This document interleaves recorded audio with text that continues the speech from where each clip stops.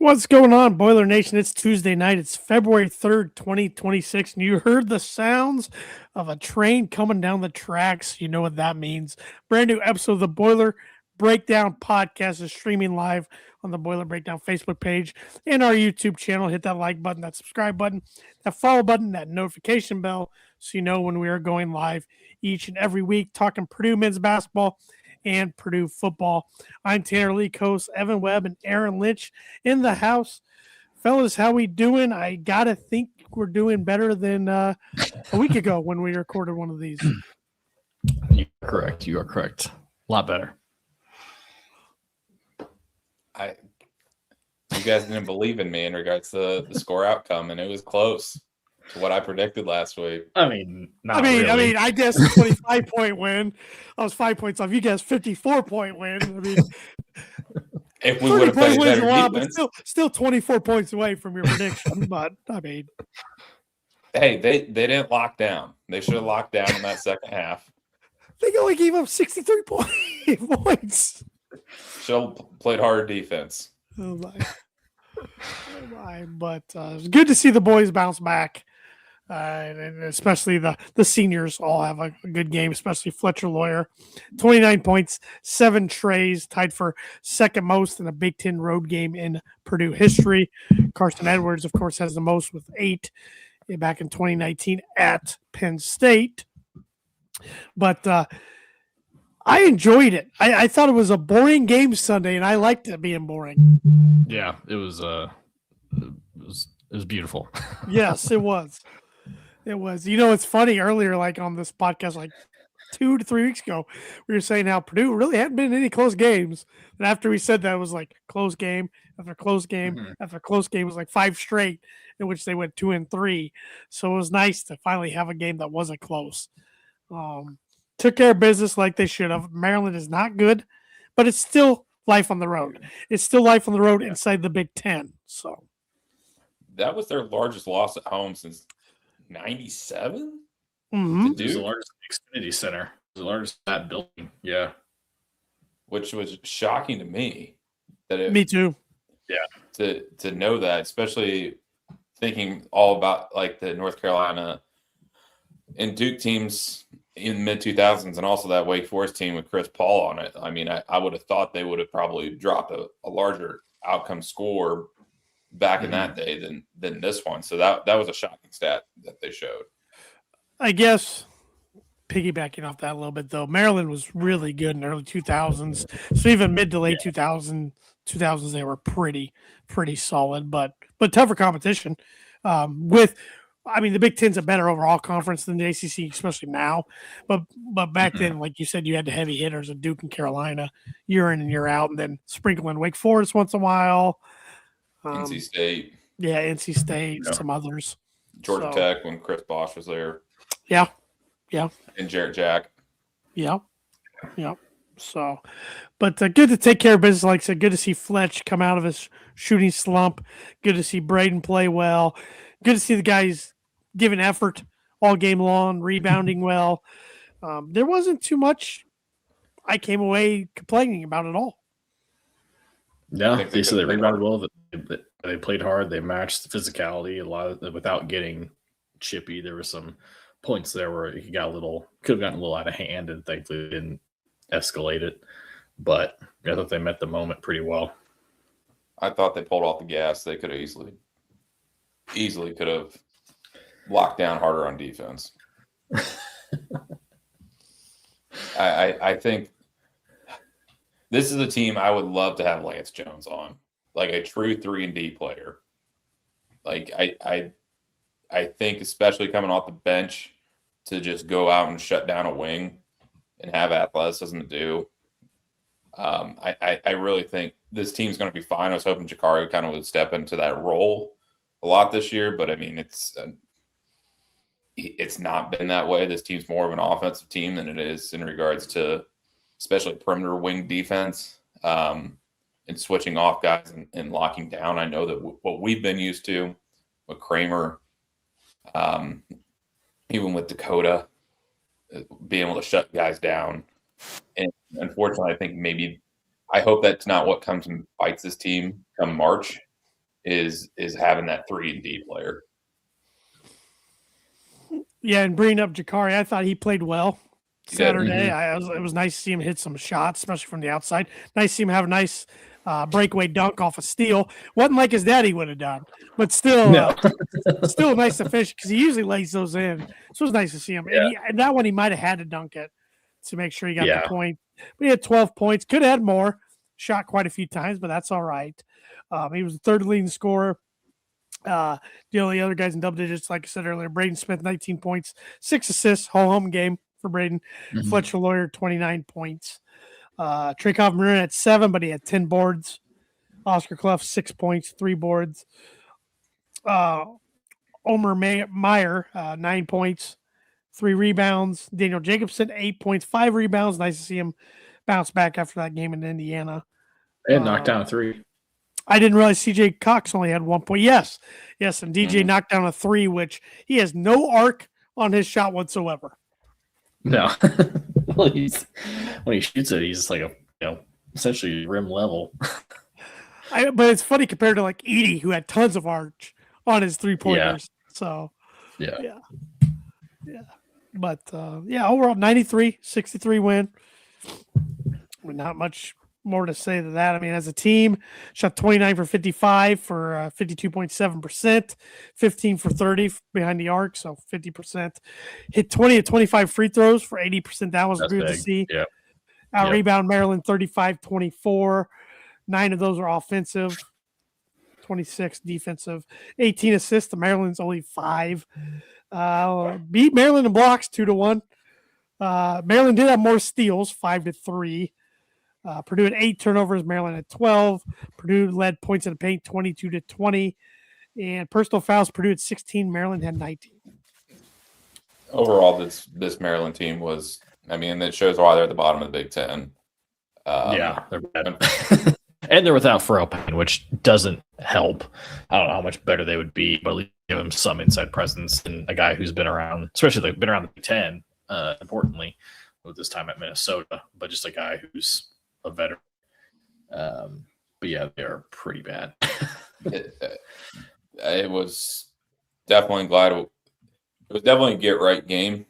I think in regards to probably coaches set the challenge and set the bar in regards to what this team needed to meet on Sunday, and I believe probably the players answered it in regards to what was being asked. So that's good. Again, not much on the game front that you would ask much more outside of better defensive effort, but that's here nor there. It's encouraging. Still didn't adjust, and even the AP rankings still held at 12. And I don't think we're going to. It surprised me. I thought we were going to drop. Well, what are we going to drop? Because teams behind us have 6 losses. So I just thought with a loss to a team road, and just being our 3rd loss in a row, people would drop. They'd want to, just the recency bias they drop. I thought we were going to drop like 15. Like I didn't think it was going to be much, but I don't think they would drop us over Texas Tech, especially after Texas Tech lost to Kansas last night. Mitch Meltonier on Facebook said, I would have thought when Painter took Braden out, the second team would have had a good practice round. I felt Omer didn't run many and just try to clear the lanes and drive himself. Surely that wasn't the game plan, but maybe it was. And he said, and at halftime, I thought Aaron might be the star of the show. I did too. I thought Aaron was looking pretty good at half, especially before Maryland ended that like a little 4-0 run right before half when it was 25 points. I'm like, man, you might be onto something. I sent a thing in the group text that we're not far off pace right now. We need to lock down. We need to have some more better defensive possessions, and this could happen. Yeah, it is funny to watch Omer out there, especially when things are not a threat for the game to kind of get out of hand, because you can definitely kind of see Euro League. Oh yeah, he's got some Luka in him a little bit. Like he's wait until 6 to move. Yeah, where he just kind of says, "All right, I'm gonna get mine," and it's I mean, you hope that can turn into something we can create next year. Obviously, something that we need is a guard who can create, and he's got the body size to be able to do that.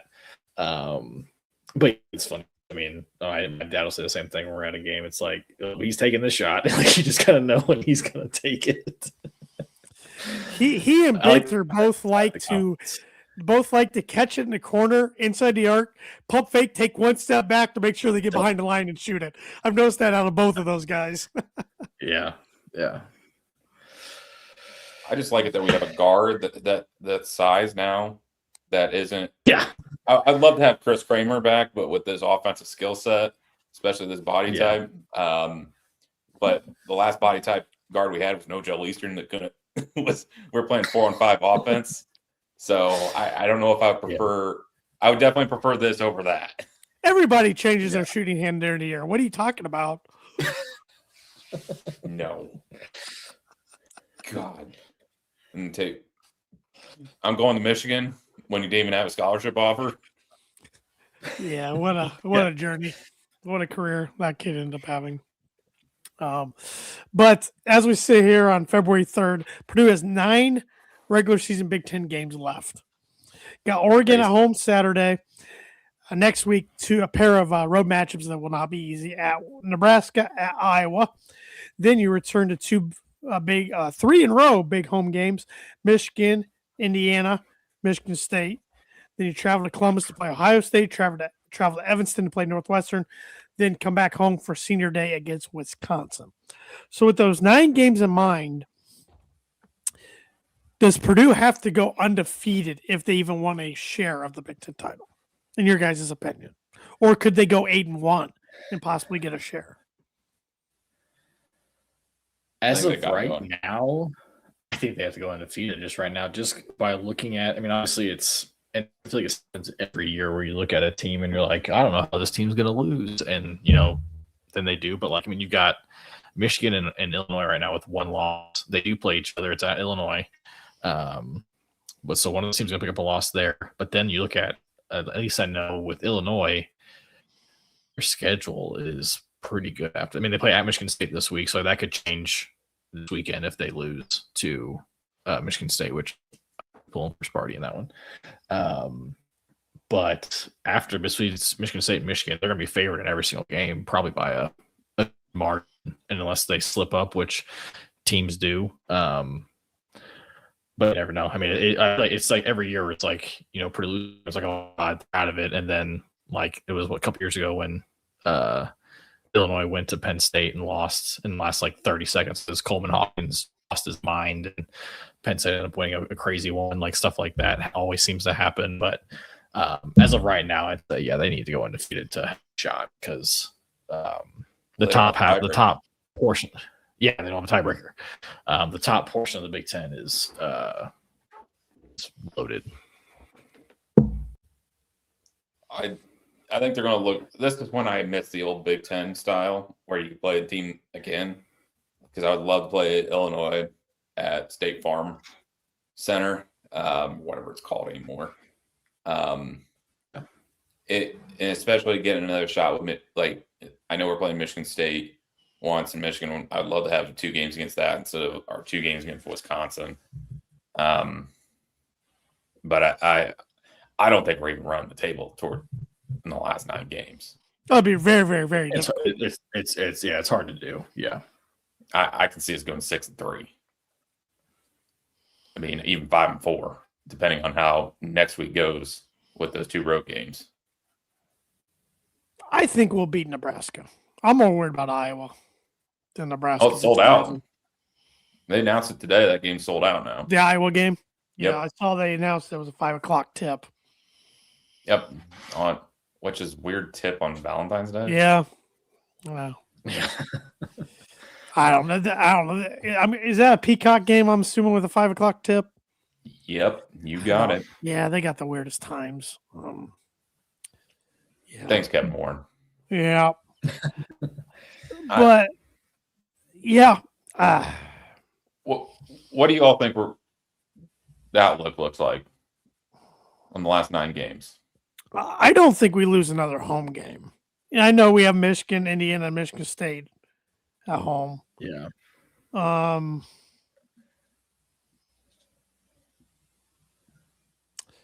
I'm almost talking myself into 8-1.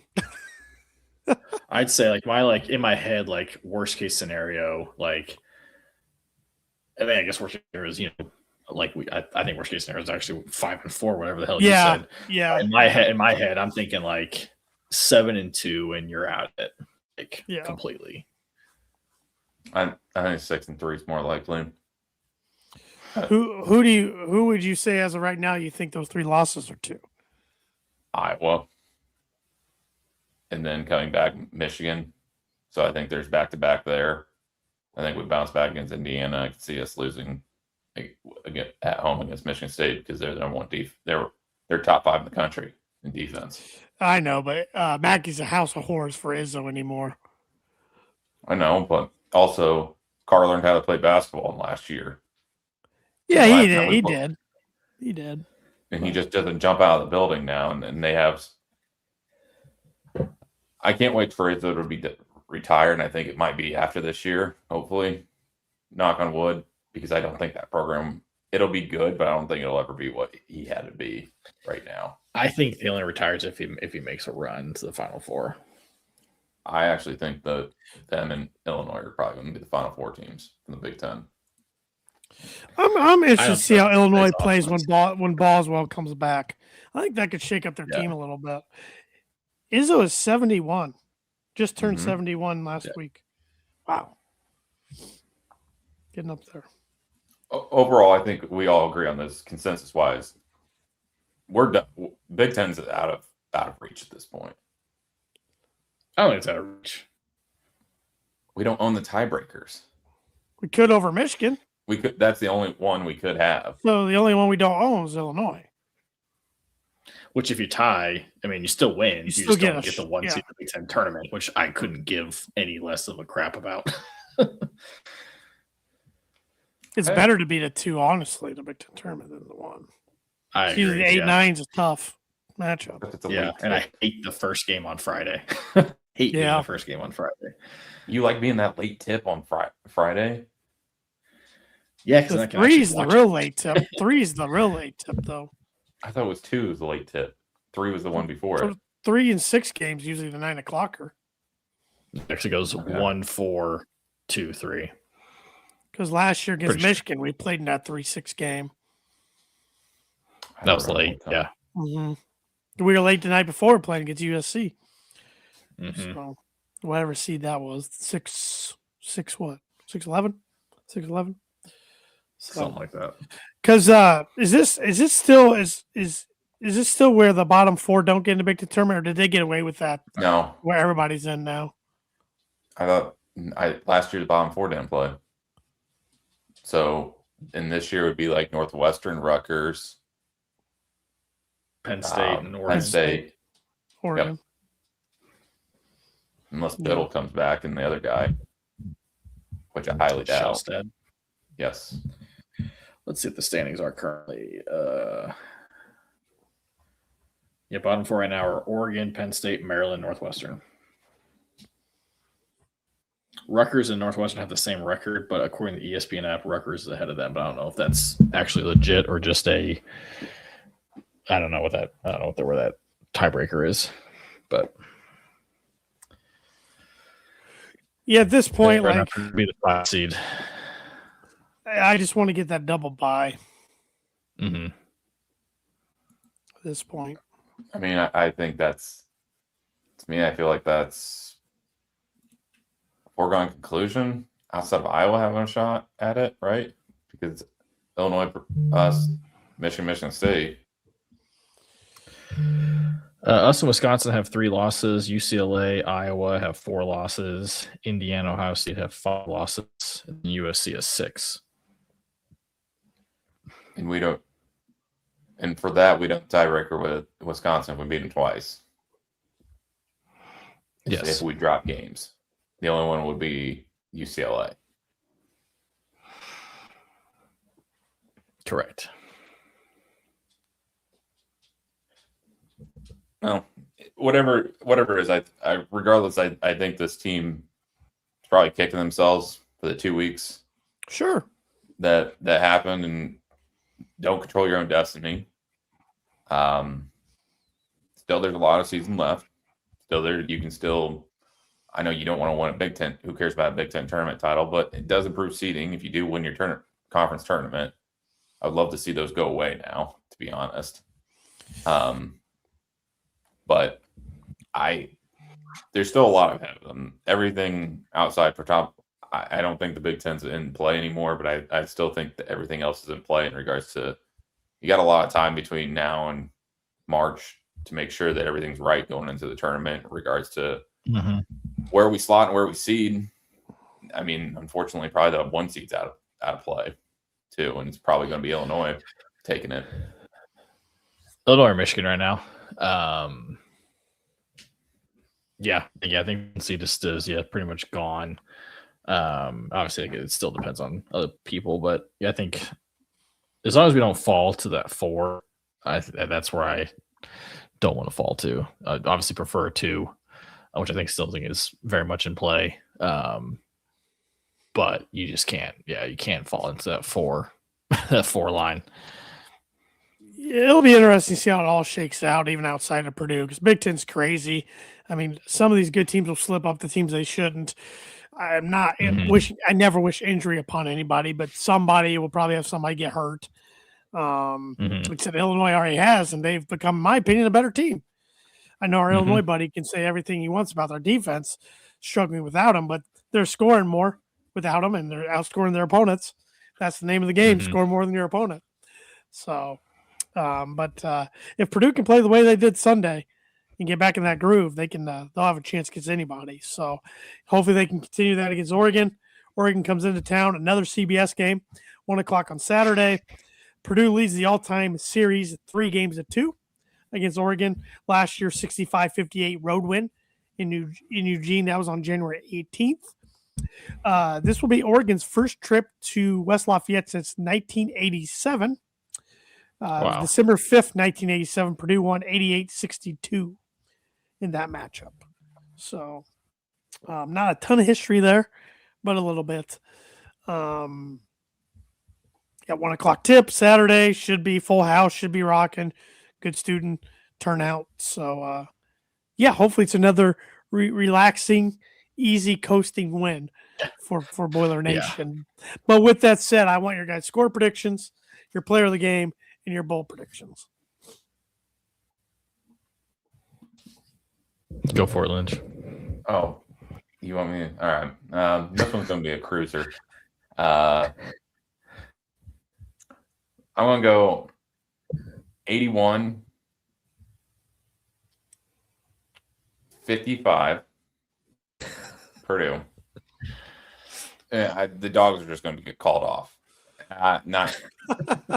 We're not going 56 points on this team. Dogs will get called off, and Aaron Fine will be in there. That's what I have a feeling. Player of the game is going to be Oscar Clough, in my opinion. I think he's going to have a 20-10 game. I like it. Is that also your bold prediction?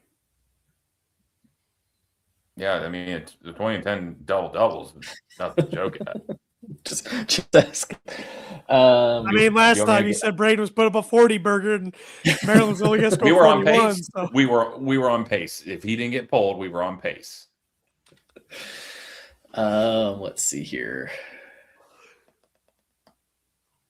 Boilers win 87-63. All right. Player of the game. Liam Murphy. Easy one is Braden, but I'm gonna go say Liam Murphy. Yeah. I'm gonna go CJ Cox. He bounced back after his 1-point win or his 1-point performance. But my spicy bowl prediction, which I don't know how this wouldn't make him player of the game, but I'm gonna say Braden has 15-15. Yeah, I feel like he's due for a 15 assist game. Yeah. I'll go Boilers 90 to Oregon 69. Back-to-back 90 or 90 plus games by the Boilers. Player of the game, I'll go Trey Kaufman-Wren. I think he scores 20 again. Bold prediction. Aaron Fine scores a bucket. I like it. Walk-ons are due, man. Somebody's due to hit something. Tim, Lusk, somebody's due to hit something. Let me ask this: do you all think between now and the end of the season, does Fletcher now pass Carson for most 3-pointers school history? I was just looking at that. Yeah, I was just looking at that, looking to see where he was at. Yeah, that will help me. He's second all time now. He's at 252. So he needs 29 more to tie Carson at 281. But do these count Big Ten tournament and NCAA tournament? Yes. Yeah. Okay, yeah, he'll break it then. Yeah. I mean, if you look at, he needs 29, and we have 9 games left. So minimum that's 9 regular seasons. So there's 11 total. Yeah. I guess, even if you look at 10, that's at least 10, 11 games. But yeah, if just regular season, it's averaging between 3 and 4 a game, which is pretty much normally his average when he's not in a massive slump. And we still play Northwestern. Still play Oregon. Still have to play. Yeah. I could see him hitting like 6 on senior day. Yeah. Hopefully. It's Wisconsin. And he'll want to bounce back against Indiana at home. Yeah. Their last chance. Yeah. And heck, he's a Michigan guy. Well, grew up majority in Michigan. So he's got Michigan State left at home on the schedule too. So, yeah. Yeah. I think he obviously is a confident kid. He never lost confidence in himself. I think, all Purdue fans, we were worried because he was in a month slump, but the way he shot the ball Sunday, it just looked different to me. I don't know. I'm not a guru on the mechanics of the shot, but whatever he did, keep it going. All right. Yeah. It worked. Does Braden get close because he's now inside the top 10 for all-time career assists? We have a minimum 11 games. Yeah, I think he gets close. I don't know if he's going to hit it now because he's had so many games with like 4 to 7. I think it's going to be a lot. It's obviously a lot tougher now unless he has a couple games like I said, if he's got back to games with digits, and that's obviously helps him kind of get back on track. But it's going to take either a deep run or some stupid nights. Yeah. Yeah, I know on one of my other podcasts, one of my bold predictions for 2026 was that he would break Hurley's record, but that was more I'm banking on a deep run in March, I guess, type of thing. But ultimately, I think he'll get close, but he probably won't get it. Yeah, unless he has a Scott Skiles kind of night. Yeah. Yeah. The Plymouth Pilgrim. Shout Scott Skiles. I think he's going to probably if we can get to the Sweet 16, I think he breaks it. I think if we get to Sunday in the Big Ten tournament and Sweet 16, I think he breaks it because at that point that's 15 games. Yep, that's 15 games because that's two each more. Saying we get the double bye. Yeah. So I think in 15 games, what's the difference he's at right now? I have no idea. It's at 100. I know he's creeping up on Steve Blake because they showed Steve Blake in the crowd, and he was like 6th. I think is at 150. Yeah, like Mitch Melton said, if Fletcher keeps stroking it, that Braden feeds him, both records will fall. According to the Braden Smith track, BradenAssist.com, he's at 954. Wait. Somebody's got the domain BradenAssist.com. Yep. I love Looks that. Good. That is fantastic. He's 9th. He's 2 behind Tony Miller. So he is. Well, let's see. It's 4. So it's 4. He's 122 away from tying early. And you said how many games if we made the Big Ten, make it to the Sweet 16 and make it to Sunday in the Big Ten tourney with a double bye? That's 14 total games. So that's averaging 8 points, roughly 9 assists a game from here on out. Mm-hmm. Because I'm concerned as much as you all are. I think if we look forward on Selection Sunday, I do not want to be in the same region as UConn. Because I have concerns about that, or Arizona. I gotta play UConn over Arizona. Just me personally. UConn look pretty pedestrian against some pretty bad Big East teams for a majority of their games. My concern is that Danny Hurley, he's an absolute psycho, Yes. but there you go. But he was psycho last year and they weren't very good. Because if we are the 4 seed and one of those lines, like playing the 1 seed in the Sweet 16 is, I highly doubt we'd probably be playing the winner of the Big Ten title. They're not going to put us in the same region, I think, as that, because I'm guessing that would be the Midwest region, and they probably wouldn't have us there. Yeah. So we'd be out west or in the South. Is what I would think, because we'd be the highest 4 seed probably. Do you guys think there's a good chance this is one of the years where the NCAA champion's a first-time champion? Got it. Well, if it's Purdue, right? God know if it's Illinois. Yeah, absolutely. Why if it's Gonzaga? Gonzaga, Houston. Yeah, I wouldn't. I mean, if it's not Purdue, then I wouldn't mind either one. I mean, Mark Few, I think, deserves it. Kellen Sampson's a hell of a coach. He was so close last year. I mean, yeah, I mean, it's like some of the Big Ten, the national as a whole, it's pretty top heavy. Arizona's undefeated. Duke is incredible with some freshmen leading the way. Kansas is starting to turn it on a little bit. That could be an interesting one, especially for the Darren Peterson has to play. Darren Peterson has to play the second half. Yeah, he has to play more than 50% of the game. Yeah, that is a big if. Yeah, so it's going to be interesting down the stretch. Obviously, Iowa State has tripped up a little bit in the Big 12. Texas Tech has tripped up over. They lost back-to-back games in the UCF, and then last to Kansas, which that's not anything to shake your head about. It was at home, so that's tough. Alabama is they got whooped over the weekend against Florida. But Florida have 72 points in the paint or something like that. Something. It's something incredible. Yeah. I mean, it's gonna be interesting. It's gonna be fun. This is where it's crazy. I can't believe we're already to this point where, after Sunday, all eyes are kind of on college basketball after the Super Bowl, when all the people who haven't been mentioned, so they pay attention.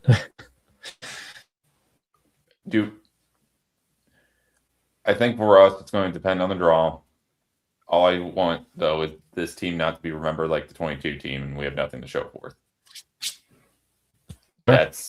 That is really in play right now, unfortunately. I know you are scared of mid-majors. I really not. I mean, I think mid-majors have been hurt by the portal outside of Miami or St. Louis. But I just don't see.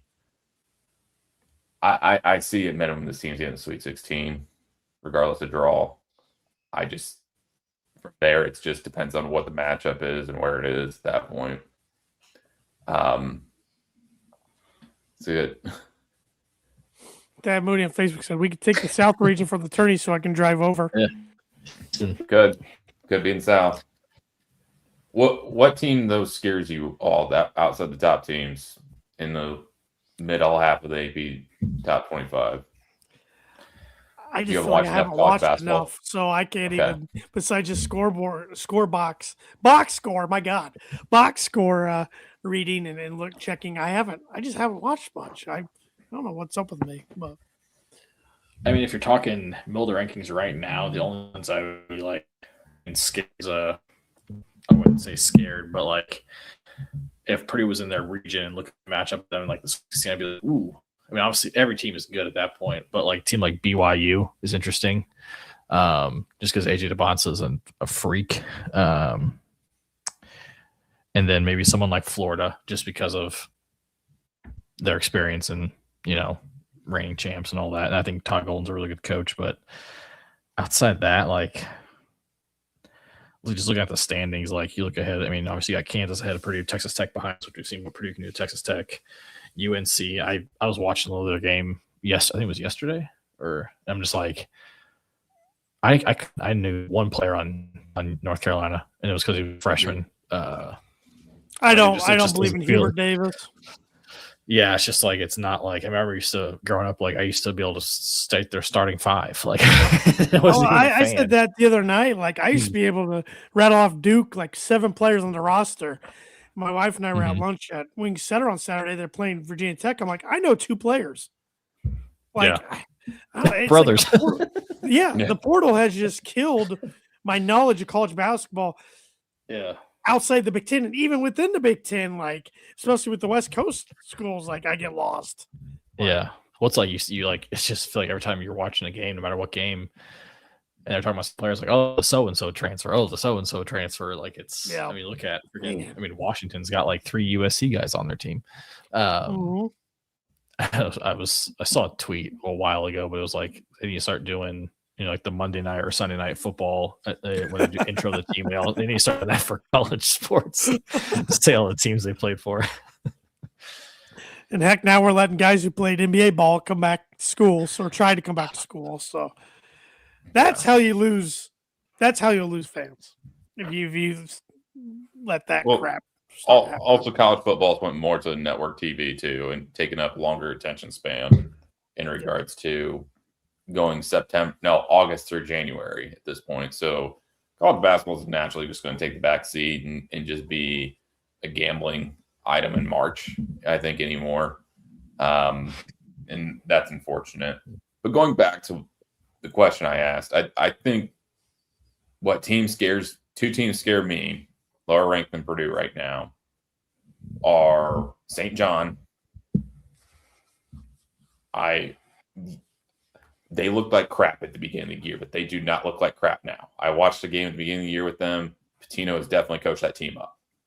And he is a vampire. And they got athletes. So. They do, and the only way I think we'd win is if we bring Garlic and get him out of the arena.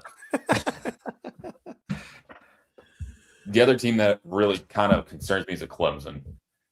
I think they got a lot of length in the backcourt, which I think that's the name of college basketball. I know we handled that length really well against Texas Tech, but if we have an off night and they disrupt our length, I think that's, especially how we've played in the last 2 weeks, that would cause concern for me.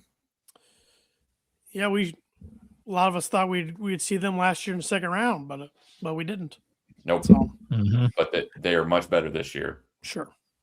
And I would. Didn't the coach go to Purdue for a hot second? Didn't he go to Purdue for a second before he transferred? I think he's from Evansville. You're talking. I swear I heard. Yes, because there was something, because he was mentioned for IU's job last year. We're saying, like, because he was studying anything up. I swear someone said that, like, he had gone to Purdue for like a semester and they transferred.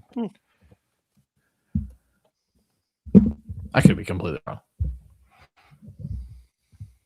Sounds like Aaron's on the Google machine. Yeah, I'm looking just to see. I'll pose another question to you guys. Do you think Purdue will be the only school from the state of Indiana to make the NCAA tournament? Yet again. 2 weeks ago, yes. As of now, no. No. I still don't think IU makes it. I know they're playing well right now. This is a big week for them. Coming up with the next 6 days, they got 3 games they can win. But I just don't think they're very good. I know they beat us last week. I just don't think they're very good. I think they're going to sneak in the playing the last 4 in. That's why I think. Yeah, I think they'll be around there unless they go on a heater. I guess so. We can speak more on that after tonight, because I know they have a game tonight. Mm-hmm. But I mean, found some recently with some offense, at least, and winning games when you have most of your starters foul out. And granted, some obviously think some their way, but They're not like teams of old recently where they kind of just folded. As of now, we'll see things change. No, and I think they're going to be first four in. I think they're going to be playing in Dayton because that crowd will go to Dayton and travel. What happened a couple years ago? They made it. It was like the most viewed. Cause what was like they were in it. I think Notre Dame was in it, and like some other was in it. And it was like the most watched first four, like first four Games ever. It's like, well, yeah, because you've got these massive brands, and it's not these smaller schools doing it anymore. Like, that's what the first four should be. It shouldn't be these 16 seeds. It should be the 12 seeds of the Power Four teams that sucked. At least it's entertaining that way. I'd rather watch that than Abilene Christian. No disrespect to them, but I don't care. Well, historically, sometimes one of those teams can get hot. VCU. Yeah. I mean, and then there's been some other teams that have made a run after winning those too. So, you guys want to go through the weekly gauntlet of the Big Ten? Let's do it. I have one more before we start. Okay. What do you guys think? Do you think Miami, Ohio goes through the MAC and MAC tournament undefeated? No.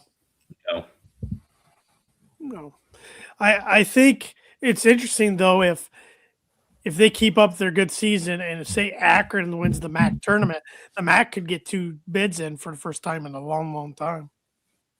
Yeah. But I think if Miami, Ohio wins the MAC tournament, I don't think Akron would get in, even though they're having a good season. That'd be a crazy brisket 4 game. Miami, Ohio, Indiana. Yeah. In Dayton. I think Travis Steele and John Gross will be coaching somewhere else next year. They should be. Yeah. They should be. Even that Kent State team we played's 3rd in the MAC right now. Yeah. So it's a solid conference. It's a solid conference. Ball State's never gonna get up there. John Gross has got a cush gig right now. I don't know if he would want to go back in. I saw take there was a job. There was Ryan. I think it was Ryan Hammer on Twitter. So but he was predicting some coaching carousel, and one of the jobs he thinks will open up is Ohio State. He thinks that'd be a good one for John Gross. At least with Ohio State, you're not the center of the world there like you were at Illinois. You have some time to figure it out because no one cares until February typically. Very true. Yeah, I think he's too good of a coach not to get another shot somewhere if he wants. I think he'd be perfect at Butler. Yeah. You would. I did see a rumor that Billy Donovan got fired, which is not going to happen because the Reinsdorf won't pay out that extension, that John Christ would go to the Bulls. John Christ. Why am I? John Shire. John Shire. I was trying to think who's John Christ. Sorry. I was thinking Paul Christ in my head. Putting John Shire in my head. Yeah. It'd be cool, but it'd be the dumbest move on his part. Michael Reinsdorf does not have the money to pay off. Yeah. Hey, speaking of the Bulls, Jaden Ivey is now a Chicago Bull. Got traded today. Yes, sir. And he will probably be unloaded for a different trade here soon. You think? They're not going to be able to play that backcourt of him, Io, Kobe, and Bazelis. Like that is like 23. That would be sick. Maybe 45. I would be changing to 45. Ooh, that'd be cool.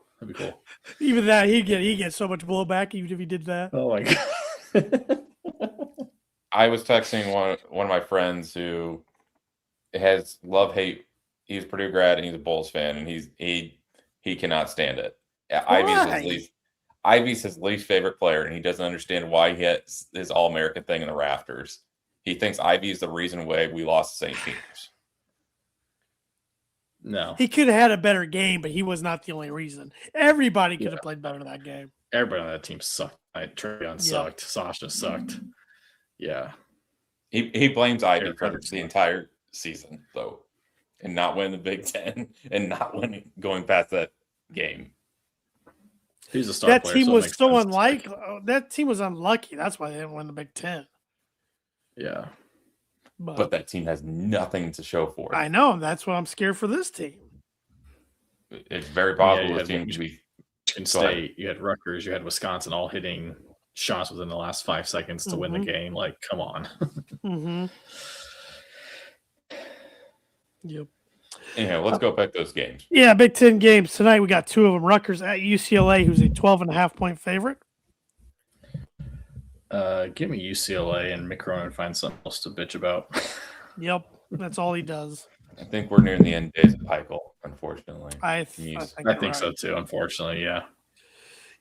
This line flipped from yesterday. Indiana is now a 1.5-point favorite at USC tonight. Yesterday was USC 1.5-point favorite.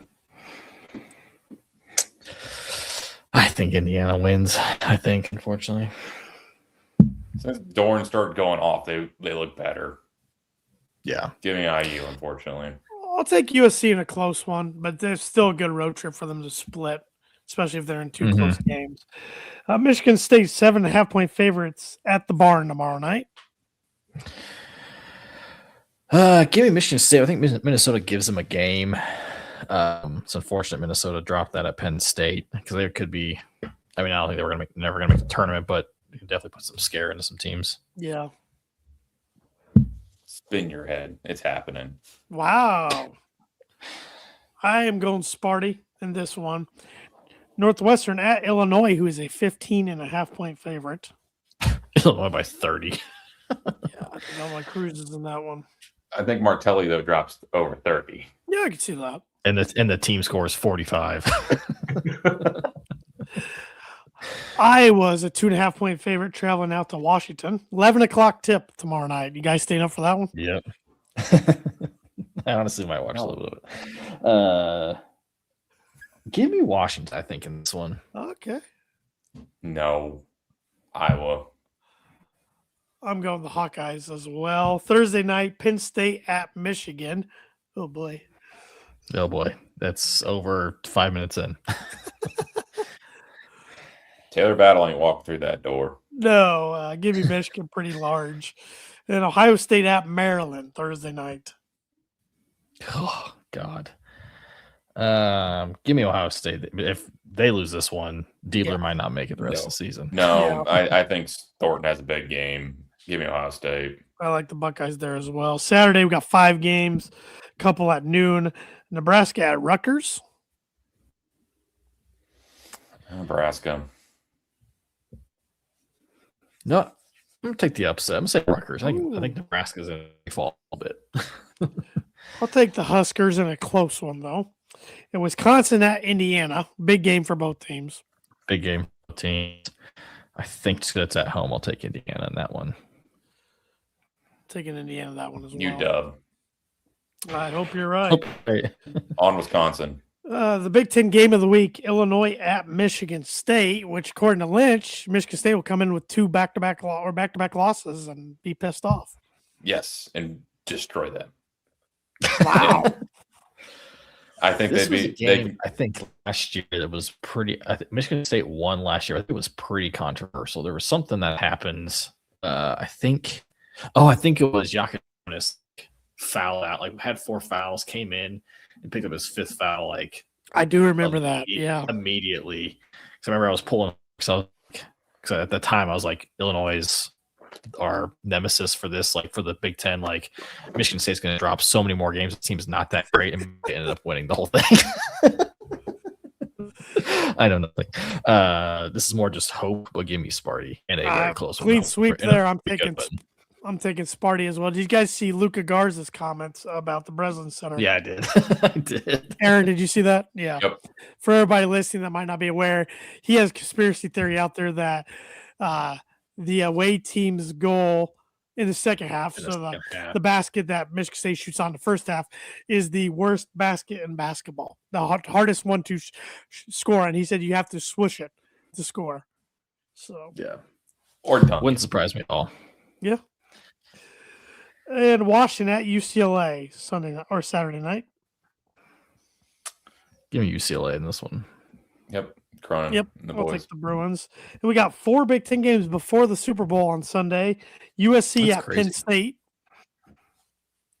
USC.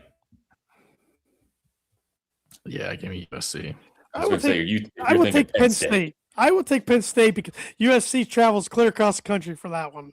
Give me Penn State. And it's a noon. It's a 9 a.m. game. Yes, that's true. 9 a.m. game, but no. Penn State. Switching it. Penn State. No. They've been pesky. They've been pesky this year for some teams. I'm gonna pick Played Penn well State. against us. Yeah. Michigan at Ohio State. Is this the CBS game Yeah, it's one for of the Waste Management? Yeah, I thought so. No, Give me Michigan. it's Big Ten. Oh wait, I clicked on the wrong one. Nope, it's Yes, CBS. It's CBS. CBS. I clicked on the wrong game. Give me me Michigan, it. but I'm gonna say it's a single digit game. I could see that. Yeah, I'm taking Michigan as well. Yeah, Michigan. Maryland at One Minnesota. game Ohio State didn't show up for. Give me Minnesota. It's going to be a 2-0 week for Minnesota. Taking the Gophers as well. Northwestern at Iowa. Iowa. Unless Martelli can drop 60. Still might not matter. Give me Iowa Yeah. in that one as well. So interesting. Like, I don't know. I feel like we're still not getting that great of matchups in the Big Ten, but hopefully they're Yeah. coming. Yeah. Hope so. It's been weird. Like I feel like last year there was a good game on like every day or every other day, and I just feel like this year it's just like look at their like it's a Tuesday night. And it's like there's one game tonight. What the heck's going on? Or it's like and then randomly there's like there's 4 games on a Saturday between 3 hours, and it's like what are we doing? And it's just still weird to me. Like, you turn on, it's Iowa, Washington. It's like I don't care. I don't know. So, we're 52 minutes in. Let's pay some bills. And Lynch, we got a new pizza of the month to talk about. We do. The Boiled Breakdown is brought to you tonight, as always, by Mad Mushroom. Serving Boilermakers since '93, Mad Mushroom is located in the heart of West Lafayette and is known as the home of original cheese stick. When any member of the Boiler Breakdown crew is in town, we like to sit down, have an ice cold beer, and try out the latest pizza of the month, which is the Taste of Chicago. Perfect for you guys, both of you guys. This one would be interesting to try. I'm not gonna lie. It's their signature ranch topped with spicy capicola. Can I get that out of my mouth? Salami, red onions, Chicago style spicy jardiniere, mozzarella cheese, and finished with an Italian aioli drizzle. So next time you're in town, use the promo code BREAK526 and get $5 off your next online order over $20. Be cheese sticks, pizza of the month. Any of their sandwiches too. I think they run specials on Tuesdays, 50% off as well. 50% off. Try it Tuesday. The Taste of Chicago, which is the February piece of the month. BLT grinder, funnel cake fries, Mad Maui calzone.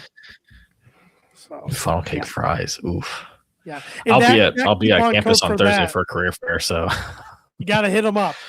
The coupon code for that is try it 226 for that one. So we will give a nice coupon code away for that too.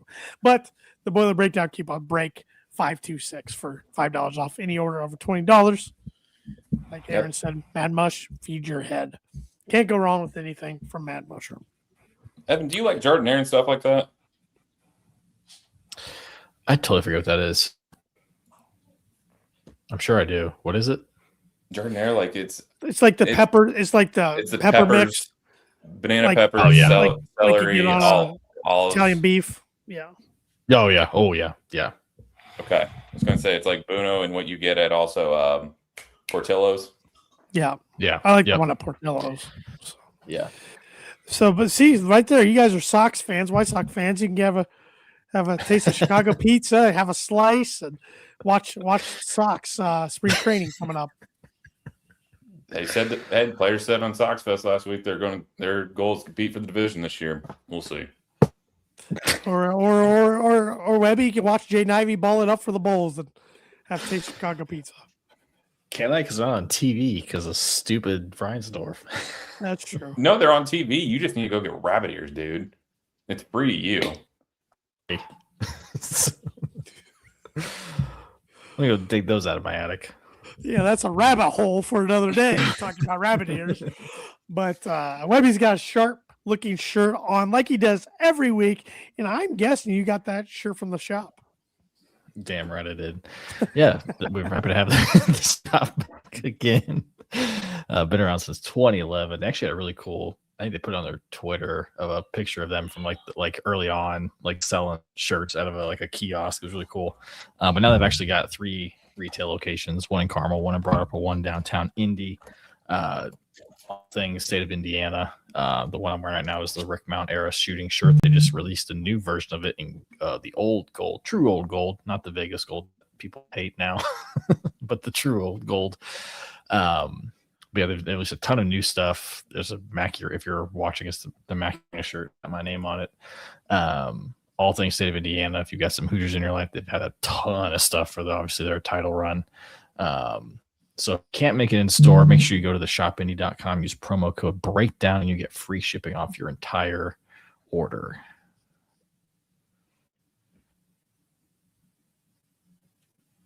Or more. I got a birthday around the corner, and it's yeah, I sent that link to a few people. So we'll see. We'll see if anybody comes through. So yeah. So all right, fellas, any closing thoughts? Good to bounce back. Definitely lucky that we had that plus the week off. Hopefully the guys were able to get healthy, maybe even get away from basketball for a day or two if they needed to, just to kind of reset for the stretch is real. So yeah, I stretch is real. It's nice that it came a little bit later in the season for this week off rather than earlier, especially with the stretch that we just had in January.